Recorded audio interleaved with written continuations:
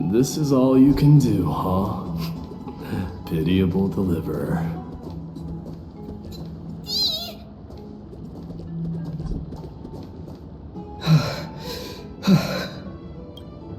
Snowy! Even Snowy! The culprit is Mydeimos.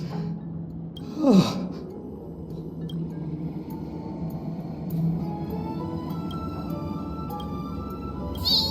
What did you do to everybody? It's just another duel where I claimed victory. Duel? As I expected. On the surface, these two are the mightiest warriors in the Holy City, but they're still impulsive youths at heart. Speak up, Mydei. Tell us exactly what kind of foolishness you and Phainon indulged in this time.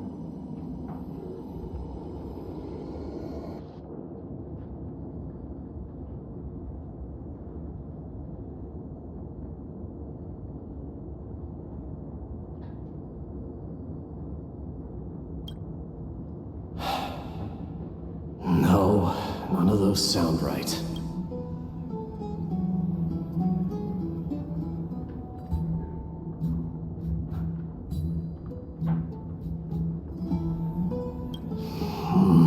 Forget it.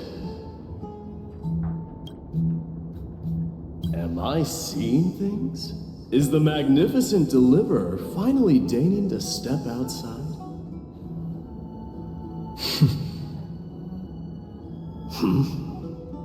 What kind of response is that? Nothing. I was just imitating your usual response. I don't feel anything special from you. Have you passed the demigod trial? The ritual hasn't reopened yet. In case you forgot, it hasn't been that long since I pulled you out of the trial. I didn't forget. Then, you're welcome. In twilight's last gleam, Makima stands bold. Her walls sturdy, tales untold. Dreaming of her fruitful gardens, pilgrims arrive from distant lands. Figs and olives, so grand. Yet little do they know that they will step into flames, fuel to the fire, a burning brand. What are you playing at this time? I just felt like reciting a few lines of poetry. Surely the Crown Prince of Kremnos knows how to appreciate poetry, right? Kremnoans steer clear of such weak literature. But my library doesn't lack collections of this kind. These lines express the poet's yearning for their home, just as Akama is distant from many people's homes. I know how to interpret poetry, Haikis. There's no point in pretending to be profound, my friend. Thank you for helping me out when I was in a tight spot, but it seems to me that you aren't prepared for the trial either. Don't compare your situation with mine. My people are still relying on me. I can't ascend to godhood on my own without first resolving their issues. So, are you suggesting that you, the mighty Mydeimos, and the heir to the throne of Kremnos, wish to defy tradition that has endured among your people for millennia?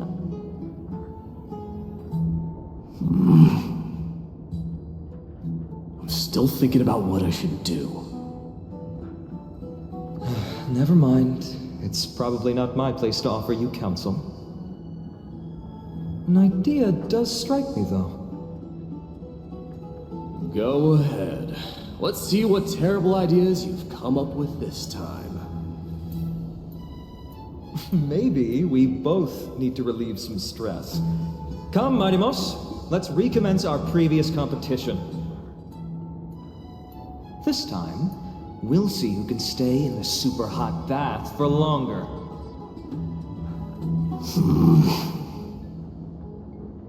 What? Are you chickening out?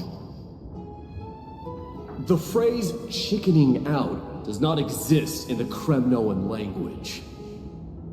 I just find this situation absurd, that's all. All-knowing historian, are you not aware that we Kremnoans use boiling water from sword forging for our baths? Looks like I'll have to teach you some royal etiquette today. And thus, an unprecedented sauna battle commences! With unparalleled resolve, the two warriors' determination even alters the very hue of the steam. Flames intertwine with scalding vapor, reaching toward the heavens, shrouding the sky and the sun. The spectacle is so magnificent that none dare gaze upon it directly. Since we can't see what's happening in the competition, why don't I regale you with a tale of kings to pass the time?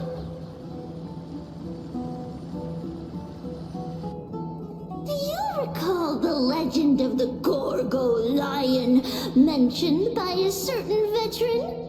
The central figure, the main character, was not the sole sovereign of that land. An oryx stood as its formidable rival.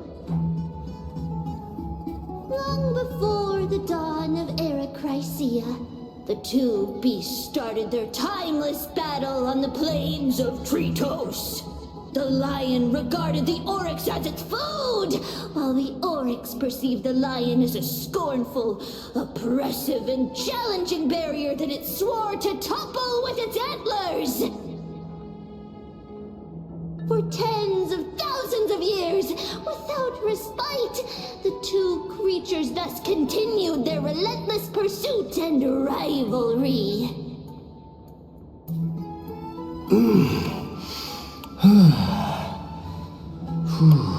It fixated on its rival's fleeing form in the chase. It set its sights on the other's neck, nearly within reach. It was stuck in a corner. It had nowhere to escape. On the land of Amphorious, some lives meet their end at dusk, some at dawn, and yet others are fated to perish under the blistering sun at noon. And at last, the most scorching moment of the day descended upon them. The formidable hand of fate heeded their call and arrived! My lords, would you like me to reduce the temperature a little?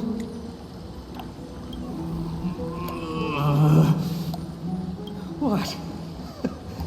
You're chickening out already? Get lost.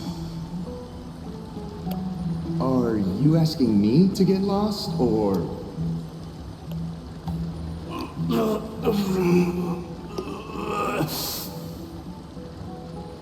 Do whatever you want. Oh, please forgive my presumptuousness, my lords.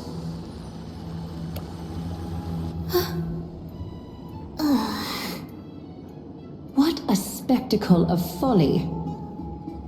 This is what you get for daring to challenge a Kremnoan without understanding your own place. What I'm saying is, your little game dragged down quite a few innocent souls alongside you. We will personally escort back home the customers left awestruck by our formidable presence. This isn't fair. You're wearing way less than I am. Is this the latest trend now? Getting into the baths while dressed in full armor? Don't look look at me like that. It was he who challenged me. There is no word for flee in the Kremnoan language. Very well. Let us bring this farce to a close, shall we? Warriors, it is time to get moving.